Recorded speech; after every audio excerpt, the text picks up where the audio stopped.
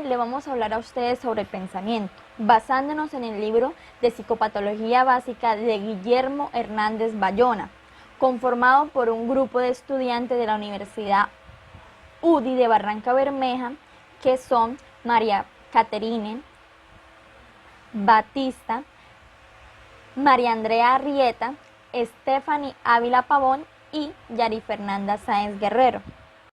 El pensamiento es la función más compleja y elaborada del psiquismo. Esta nos permite crear y comunicar ideas. Allí también se ve la aparición del lenguaje, que nos da la capacidad de producir y relacionar. El pensamiento es normal en el momento en que tiene una secuencia de la producción y la transmisión de ideas.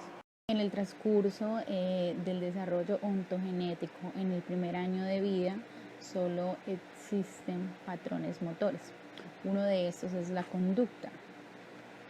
El origen del pensamiento se encuentra en la interiorización del movimiento. El pensamiento es un resultado de un número creciente de exitosas estrategias de partes del cuerpo, de objetos, del mundo. El pensamiento primitivo, el del niño pequeño, el del dominante en los sueños y el del enfermo mental comparten unas características en común basadas en las leyes del proceso primario. Temporalidad, que obedece el principio del placer, que es lo que quiere, lo que desea, lo que le sucede al mismo tiempo. Sí, es la realización de deseos. Ausencia de contradicción, una cosa puede ser y no ser al mismo tiempo.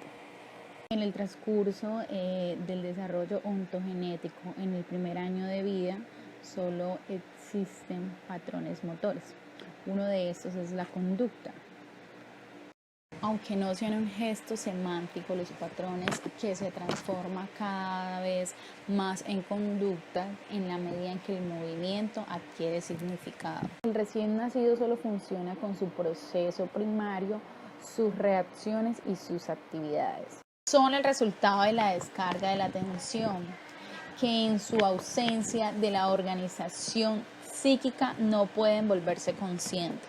Cuando el niño empieza a tener embozo del movimiento intencional, así sea al rechazar el alimento por medio de los movimientos rotatorios de la cabeza, alrededor de los 6 meses es el tiempo en que los primeros rundimientos del yo consciente están establecidos, aunque el niño no tenga aún los medios para dirigir una comunicación explícita a otro. Después de los 15 meses es permisible interpretar que las conductas motoras constituyen a un mensaje dirigido a otro y afirmar que el patrón motor ha sido puesto al servicio del concepto. De hecho, está el efecto afectivo, donde se encuentra la alegría, la tristeza, la influencia, el estilo, el contenido del pensamiento, no tanto por el afecto de sí mismo, sino por la información emocional, adicional a lo que siempre está ligado,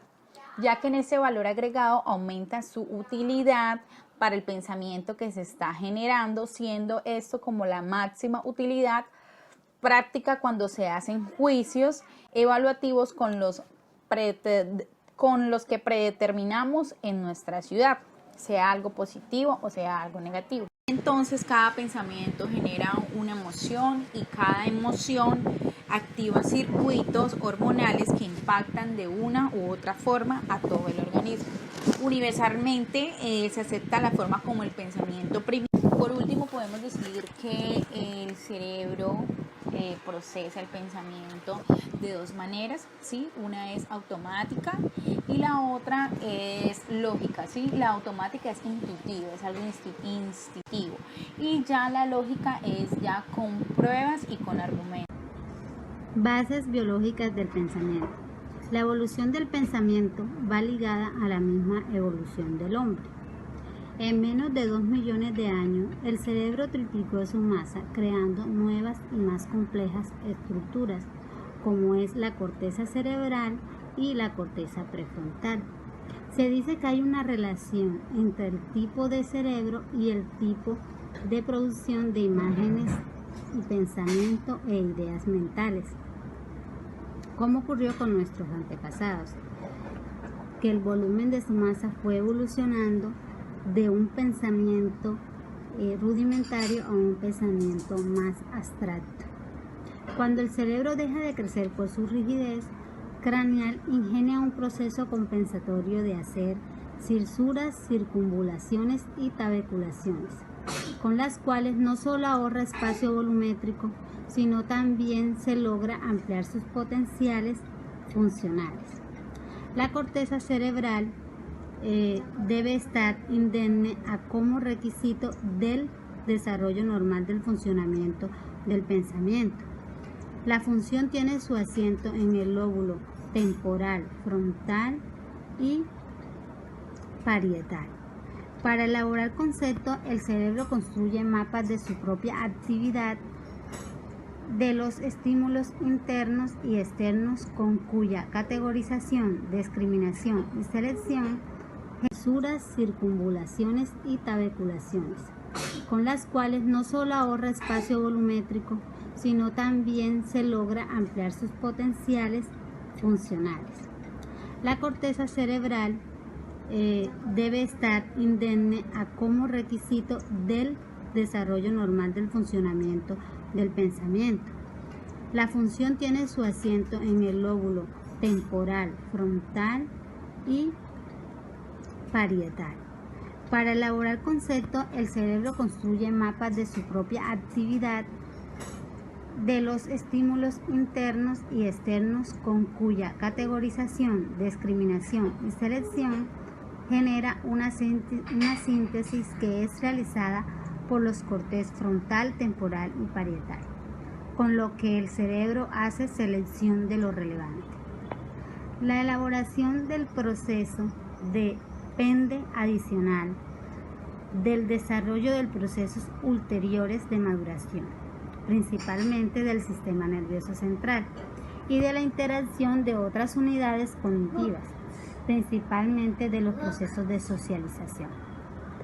Es decir, el proceso de pensar implica una función evolutiva en la cual se da de las formas más primitivas de pensamiento, como el pensamiento concreto, en formas más evolucionadas de pensamiento, como es el pensamiento abstracto. El funcionamiento psicológico normal en la vida cotidiana. En el desarrollo ontogénico, a partir del pensamiento concreto y por sucesivas etapas graduales, se culmina en el pensamiento abstracto. La superación de esta etapa se logra a través de una serie de operaciones cognitivas de complejidad creciente, que deben ser articuladas con las posiciones expresivas del lenguaje y de la comunicación, y con posibilidades evolutivas y de juicio, para poder ser utilizadas en el ambiente, en el amplio mundo de la realidad, en el camino del mundo interpersonal y en el de la adquisición de conocimiento. El pensamiento abstracto comprende la habilidad para captar matices de significado. Es un pensamiento multidimensional que trabaja con habilidad el uso de metáforas y generar hipótesis apropiadamente. El origen del pensamiento no patológico puede ser normal o mágico. El origen normal produce el pensamiento lógico y simbólico del adulto normal, nuestro conocimiento del mundo y de nosotros mismos.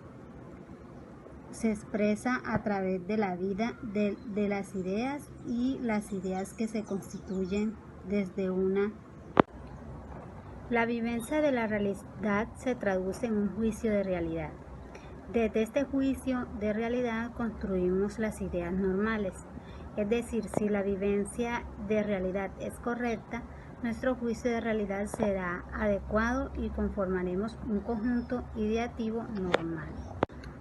El origen mágico. Desde el punto de vista evolutivo, la ideación mágica representa una etapa intermedia desde el pensamiento concreto hasta el pensamiento abstracto o simbólico. El pensamiento mágico se corresponde a un pensamiento fantástico del niño o el pensamiento dominante. Por ejemplo, en los pueblos primitivos, aunque esto debe especificarse en la valoración, en ciertas condiciones culturales ubicadas en un contexto específico, siempre cuando este tipo de pensamiento sea compartido comúnmente por otros de la misma cultura. Las ideas mágicas se sustentan en una base incierta en relación con hechos que pueden ser o no reales, siempre y cuando tal tipo de pensamiento sea compartido comúnmente con otros. Las ideas mágicas se limitan a considerar las semejanzas externas o apariencias formales de acuerdo con los principios desde que, cuando dos cosas son parecidas o presentan caracteres similares, se les considera como dotadas de las mismas propiedades, y la proximidad de los objetos cuando sean totalmente diferentes determina que se les considere si recíprocamente influenciados, adquiriendo uno de las propiedades del otro y viceversa. Trastornos del origen del pensamiento. Encontramos el autístico y el concreto. En el autístico es el que se caracteriza en que el sujeto va deteriorando su capacidad comunicativa en la medida en que empieza a perder los significados, tornándose un pensamiento sin sentido aparente. En el concreto es cuando se pierde la capacidad de simbolizar y es el tipo de pensamiento literal o unidimensional en el que no se captan matices de metáfora ni elemento abstracto. En trastornos del contenido del pensamiento encontramos las ideas fijas, las ideas sobrevaloradas y las ideas obsesivas y las ideas fóbicas. Vamos a hablar sobre las ideas fijas. Las ideas fijas son ideas reiteradas en forma persistente, que parasitan el flujo normal del pensamiento y aunque dominan gran parte de la actividad consciente, no desadaptan ni modifican significativamente la personal del sujeto. Las ideas sobrevaloradas es en el que se da una alta carga afectiva a ideas que aparecen más importante de lo que son. En las ideas obsesivas es un trastorno por el cual las ideas, las imágenes persisten en el campo de conciencia, a pesar de la voluntad del individuo o del deseo de retirarlas. Esto genera una marcada angustia para el individuo, pues interfiere en el curso natural del pensar. Esto conduce a cambios comportamentales, en el que la necesidad de control se convierte en la razón de ser del sujeto. En las ideas fóbicas es el trastorno del contenido del pensamiento por el cual las ideas asociadas a temores irracionales generan una marcada angustia y limitan aspectos de la vida cotidiana, obligan al individuo a evitar desplazar ciertos objetos o situaciones que inconscientemente y simbólicamente le presentan un conflicto emocional que no ha resuelto. Encontramos, esas son las ideas fóbicas. Ahora vamos con las ideas delirantes primarias. En las ideas delirantes encontramos que es un trastorno del contenido del pensamiento de origen siempre patológico, de contenido erróneo, que no se puede modificar por la experiencia, el aprendizaje o el castigo. Y para el paciente adquiere la certeza íntima de verdad absoluta. En síntesis, es una patología errónea, absurda, inmodificable e incorregible, que no permite crítica de la realidad y modifica la personalidad previa del paciente, quien además la defiende emocionalmente. De tipo depresiva. Hace referencia a la vivencia delirante de pérdida que se vive con sufrimiento y dolor emocional intenso, autorreproches injustos o desproporcionados, en lo que la vivencia subjetiva de culpa por la pérdida impele a la necesidad de expiación o de castigo. Este de tipo depresivo se caracteriza y se distribuye en 4: hipocondría, ruina, culpa y negación de órganos. En la hipocondría es en la que el paciente se queja de síntomas o enfermedades que no tienen demostración clínica. Es un enfermo imaginario. El de ruina es el que constituye el mundo externo del paciente, en el cual siempre está con una gran angustia. Es el pensamiento catastrófico y pesimista que por culpa suya piensa que va a haber una tragedia o que va a pasarle algo a los demás, y entonces esta ruina es la que él contagia. La culpa es es el dolor moral y se vive íntimamente. Este dolor conduce a ideas de muerte, del cual aspira a ser liberado del sufrimiento autoinfligido. La negación de órganos es cuando el paciente niega de forma delirante la existencia de sus órganos o de su propio cuerpo. De tipo paranoide. De tipo paranoide es característico de este delirio es la autorreferencialidad, en el cual toda temática delirante gira alrededor del individuo. En este encontramos tres, que es la megalomaníaca, la persecutoria y la mística. En la megalomaníaca es la que quiere decir de grandeza en cualquier idea o aspecto, ya sea belleza, inteligencia, riqueza o poder de cualquier tipo. Estas son asociadas a la omnipotencia que siente el individuo o vivencias que creen superpoderosas. En la persecutoria es la persecución delirante de la que es objeto el paciente, puede ser por hechos físicos, electromagnéticos, mentales, siempre es vivida de forma egodistónica. En la mística es una idea referida a los aspectos culturales, de la religión o creencias dominante en el medio. El paciente cree ser elegido de un poder sobrenatural para llevar a cabo una misión. Estas fueron las ideas delirantes primarias. Ahora vienen las ideas delirantes secundarias. En las ideas delirantes secundarias se dicen que es un trastorno del contenido del pensamiento que aparece como producto de una conmoción psicológica súbita y masiva, sin que previamente se haya modificado la personalidad. En este encontramos el delirio crónico. Este delirio comparte con la idea delirante primaria todas las características, excepto que no hay desestructuración de toda la personalidad, sino solo de un segmento del funcionamiento psíquico. Se divide para Lacan este delirio es objetivo al sujeto, o sea, quiere decir que él lo transforma en un objeto. Y este a la vez se divide en tres, en parafrénico, erotomaníaco y celotípico y reivindicativo, son cuatro. En el parafrénico encontramos que es imaginativo por excelencia y por tanto en apariencia el más absurdo de todos, mostrando una gran riqueza imaginativa en los contenidos. El erotomaníaco es el delirio del ser el objeto de los deseos amorosos, de personas importantes e influyentes, de los cuales debe defenderse. Es una forma también patológica de persecución amorosa y de acoso sexual, acompañados de alteraciones sensoperceptivas y se presentan alucinaciones de caricias, masturbación, excitación sexual pasiva. En el celotípico, el paciente es la víctima del despojo de su objeto de amor, de la sospecha y la suspicacia se pasa a la búsqueda siempre activa de pruebas subjetivas de amor o sobre la infidelidad reiterada de su pareja. En la reivindicativo es caracterizado por exaltación afectiva, puede ser de tipo querulante, reivindicación ideológica o inventiva. Los trastornos del curso del pensamiento. Puede haber alteraciones por defecto o por exceso o aceleramiento. Por defecto, encontramos que es el grado máximo.